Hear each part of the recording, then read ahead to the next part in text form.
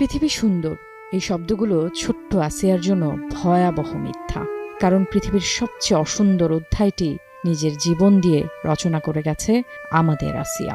ফুলের মতো আসিয়া সবার চোখের মধ্যমণি হয়ে গিয়েছিল এ কদিনেই। পুরো বাংলাদেশের যেন আপনজন মাগুরার আসিয়া।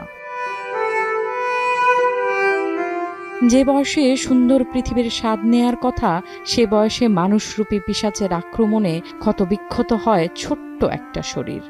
স্নেহ মমতার ছোট্ট শরীরে কি যে কষ্টে ছটফট করছিল ছোট্ট আসিয়া। গোটা বাংলাদেশের কণ্ঠ জুড়ে আসিয়াকে সাথে নিয়ে এক প্রতিবাদ মিছিলে যাবার অপেক্ষা। নির্লজ্জ এ ঘটনা ঘটে ৬ মার্চ। মাগুরায় বোনের বাড়িতে বেড়াতে গিয়ে মাত্র ৮ বছরের আসিয়া ধর্ষণের শিকার হয়।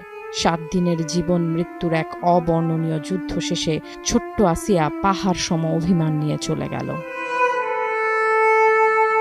অচেতন অবস্থায় মাগুরা থেকে ঢাকা মেডিকেলের আইসিইউতে এনে ভর্তি করা হয় আসিয়াকে। অবস্থার অবনতি হলে নেওয়া হয় লাইফ সাপোর্টে। গলার আঘাত গুরুতর হওয়ায় শ্বাস নিতে হচ্ছিল যন্ত্রের সাহায্যে। বোনের স্বামীর সহায়তায় শিশুটিকে ধর্ষণ করে বোনের শ্বশুর। শিশুর মা ৮ মার্চ ৪ জনের বিরুদ্ধে ধর্ষণ ও হত্যা চেষ্টা মামলা করেন। গ্রেফতার হয় ৪ জনই। সারা দেশ ক্ষোভে বিক্ষোভে ফেটে পড়ে। ধর্ষণের প্রতিবাদে আন্দোলনে নামে বিভিন্ন সংগঠন। প্রতিবাদ সমাবেশ, সড়ক অবরোধ সহ নানা কর্মসূচিতে উত্তাল থাকে ঢাকা বিশ্ববিদ্যালয়ের শাহবাগ সহ সারা দেশ। ধর্ষকের সর্বোচ্চ শাস্তি ফাঁসির দাবিতে সোচ্চার হয় সচেতন নাগরিক।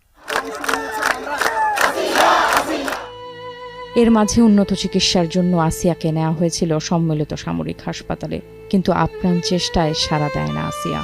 ২৪ ঘন্টায় ৪ বার হৃৎপিণ্ডের স্পন্দন বন্ধ হয়ে যাওয়া আসিয়ার অব্যক্ত অভিশাপ যেন বারবার উচ্চারিত হচ্ছিল।